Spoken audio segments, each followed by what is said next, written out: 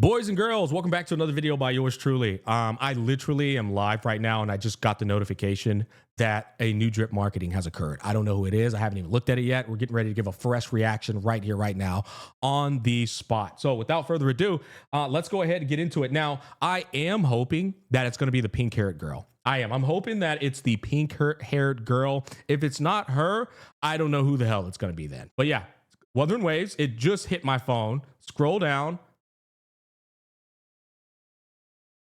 It's her. It's the pink-haired girl. Wow. Let's take a look at this. Oh, shit. Is she going to be the Firefly of Wuthering Waves?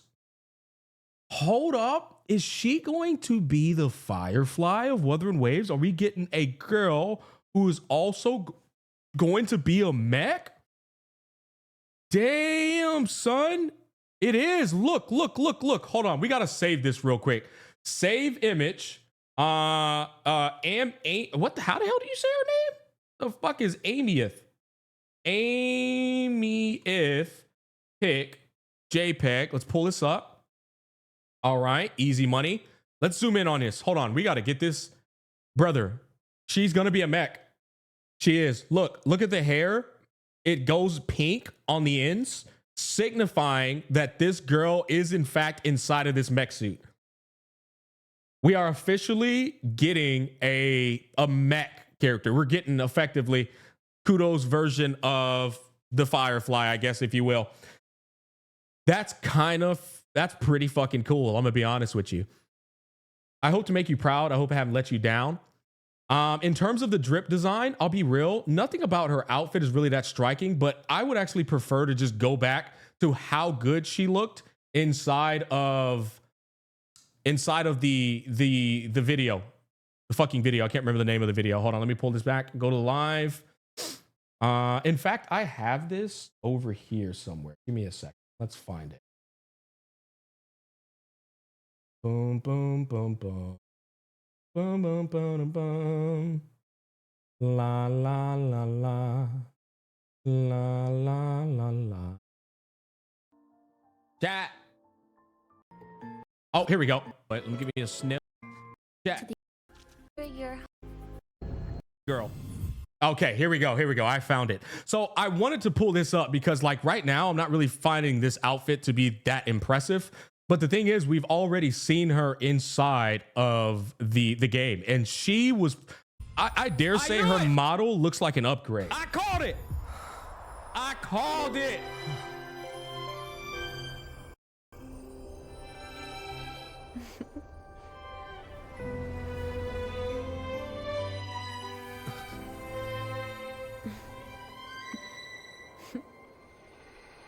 Journey well. Yeah, this looks so much better than that art. I'm gonna be honest. Boop, the fucking boop, man, it gets me. Game a good old boop. Infinitely better than that art. There we go. I wanted to get like a full-fledged viewing of her so you can see. This is how she's actually gonna look inside of the game. So if we just take this. Now I know that these are probably going to be her weapons or whatever, possibly, but this is probably going to be where all the fun happens. Isn't this a bit too early for one of the most anticipated characters? No. Why would it be too early? Especially when you consider, so let's talk about that. The thing is, they have to kind of release these characters like this because they're dropping a new archetype, which is going to be the Toon Break playstyle. We're already getting Lene. We got Mornier on the next half. We're going to need the final character to match that archetype, and this is going to be that final character. I think Mornier, Lene, and her are going to be obviously the uncontested most powerful team in the game. It's so fucking obvious where they're going with that. This is probably going to be the DPS of the team. Lene will be the support, and Mornier will be the shorekeeper. I think that's quite literally going to be where they're headed with it. And so this is probably going to be the biggest must pull because it'll be the DPS of the team. I'm not going to say it's the biggest must pull, but I just feel like the way that Kudo Games has set up her presence, impact, as well as prevalence in the story, she is going to be the character that people are going to want to pull on the most. I'm going to be real. I think this is visually an upgrade in terms of how Kudo has been designing their characters. Like, she looks insane. Yeah, she looks absolutely fucking insane. But I feel like they might have dropped a animation to go with it. Maybe. Hold on. Let me see. Give me a second. Oh, here we go. Here we go. Here we go. Here we go. Holy shit. Okay, let's look at it. Hold on.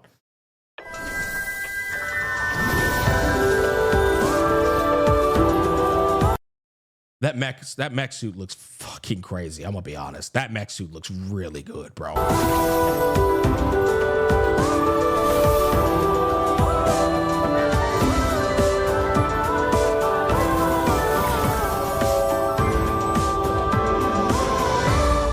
Well, there you have it, man. Yeah, no, let's read the bio real quick. I'll talk about my thoughts in terms of what she can do and all that in a bit here. Let's come back down here. Okay, let's see what we're cooking with here, because I think that's the next like talking point is what her story presence is going to be, so on and so forth.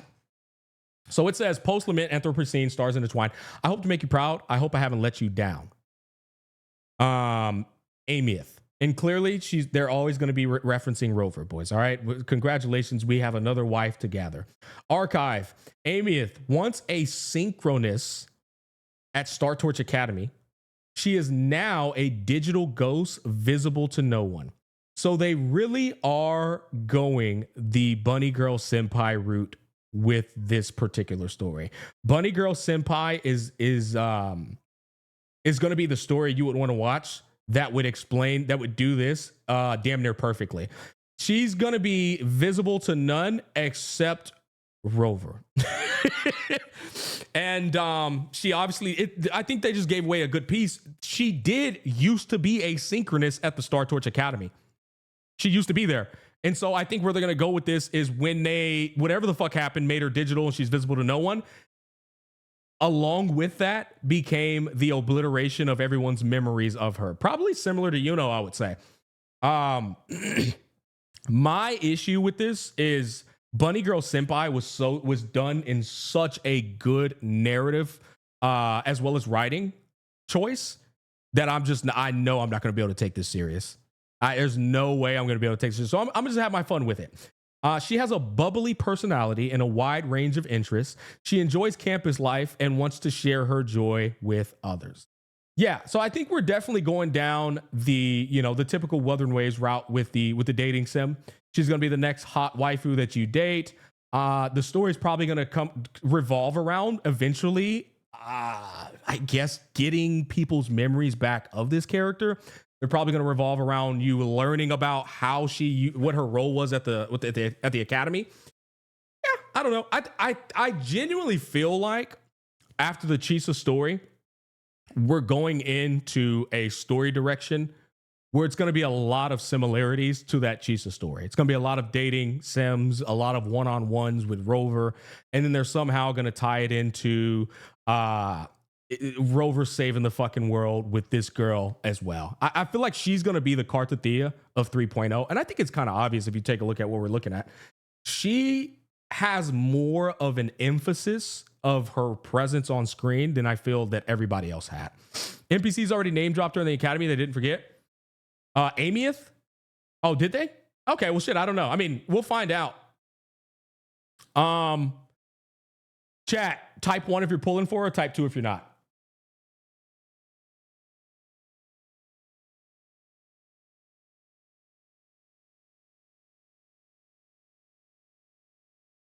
Yeah, that's what I thought. I feel like nobody's skipping this character.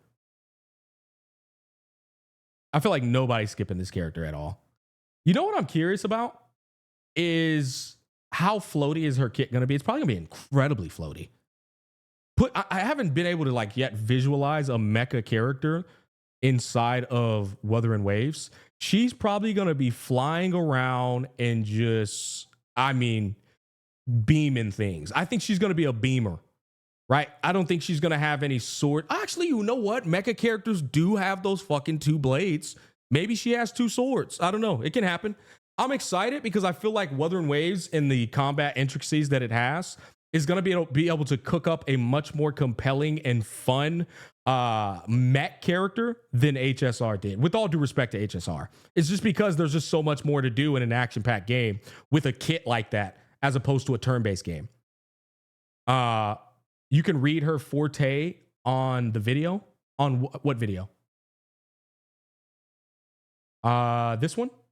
No. This one? Oh shit, here we go. Using her, oh, I didn't see this. Using her resonance ability, AEMEATH calls forth a MECHA scout and merges with it. Oh, it just gave it away. I mean, I called it. I mean, it's pretty obvious. Yeah, I fucking called it. Effortlessly, she transforms into starlight and humming a soft tune, she soars in the night sky, giving it light to the stars.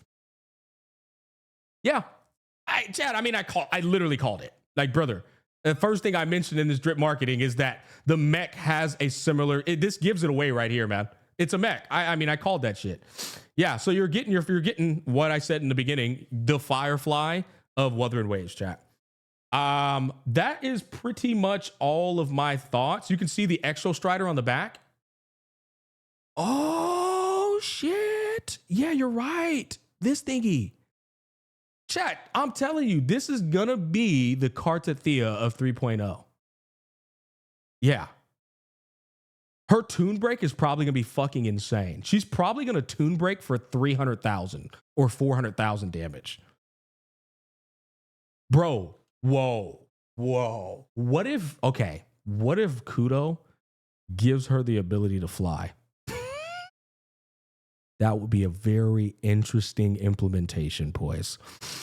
But they only let you hover to the ground. They only let you hover on the ground, though. You know what I'm saying? Like, you can't fly. You, like, hover on the ground. That would be a truly against shit impact moment. Oh, shit. No, but listen. I'm okay with that type of ordeal because the bike gets you around faster.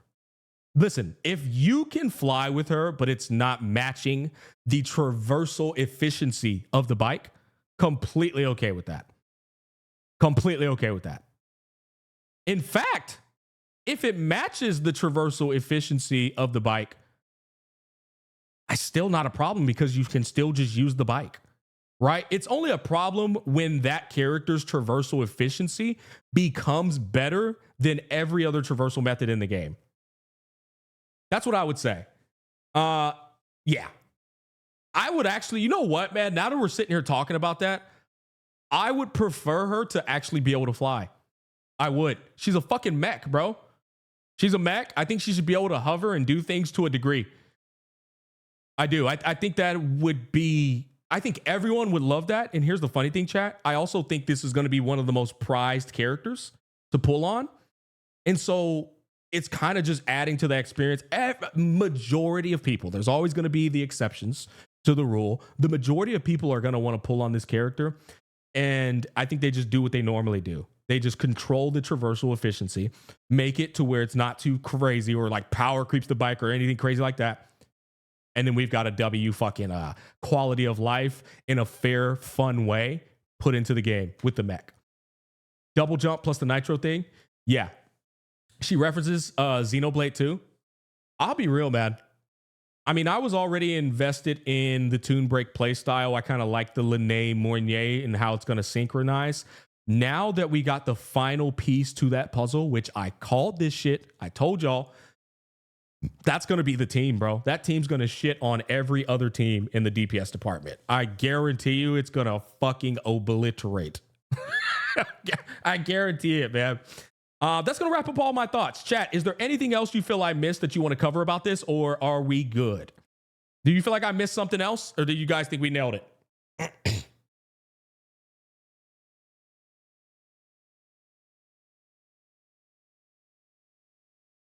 Imagine she's support. No way.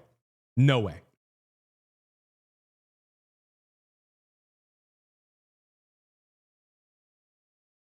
How big do you think the mech form will be in combat?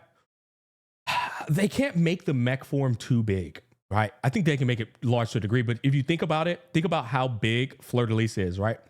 Fleur de Lis is actually bigger than the model you play with. She's even bigger than that model, but you can't make a character too big. That'd be a little weird.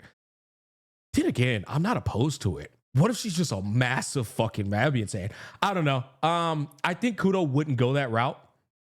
Maybe a little bigger than Fleur de Lis. I think that would be cool because she is a mech. Maybe a little bit bigger than Fleur de Lis. A giant robo. Yeah, I mean, that does sound kind of fun. but you kind of got to control the size of a character in action RPGs. You kind of do. I'll be real. Look at behind the mech. Yeah, no, we already called it. That is the Exo Strider behind the mech. Yep, we called it out. Is there anything else we're missing here? I don't think we are, man. You know what, chat? How about we have a quick little lore discussion? What do y'all think they're gonna do with everything we now understand about the lore of Lahai Roy? And now we know she's a mech. And we do know that there are certain people on Lahai Roy that have a connection to the Exo Strider and they can tap into its abilities. Where do you think they're gonna go with the story with AEMEATH, apart from her being the one person that nobody else could see? Where do y'all think they're going with that? Rover and AEMEATH will pilot the mech to defeat the Trinodian. Holy shit, bro. They're going the big O route. Something similar to Gundam Witch of Mercury. The story seems like Ragnarok 100%. A big-ass Gundam battle. I'll be real. I'm not complaining about that. A big-ass Gundam battle? Sounds fun. I bet she could synchronous the most. The new Sun plot. Rover and her are going to pilot it together. Yeah. And every other character is not going to pilot it. They're just going to be in the background. Pacific Rim battle. Yeah, I don't know. Similar to Darling in the Franxx vibes, I think. Big ass Gundam battle with Sawano OST with vocals in the background. What if they do it like Don to Don and they have a mech that multiple people can control different limbs of the mech? What if they do it like Don to Don, bro? And it's like, it's not just her and Rover. It's her, Rover, and an old. Because here's the thing. Remember they said a lot of people can control and have access to the Exo Strider's power. Power Rangers? Yeah, like fucking Power Rangers, man. I think it would be fucking cool, dude. Such a cool idea. I think it is. Just do it like Don to Don. Yeah. Oh, do you think Rover will fix her and let other people see her?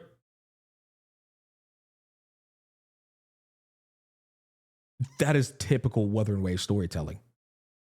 I'm gonna be real. They have never not done that. They've never not done that, bro. It's Wuthering Wave storytelling, like to the T. Yeah, I'll be real. I think that is gonna happen. He's 100% gonna fix her, save her. Everybody's gonna remember her. Yeah, it's gonna happen.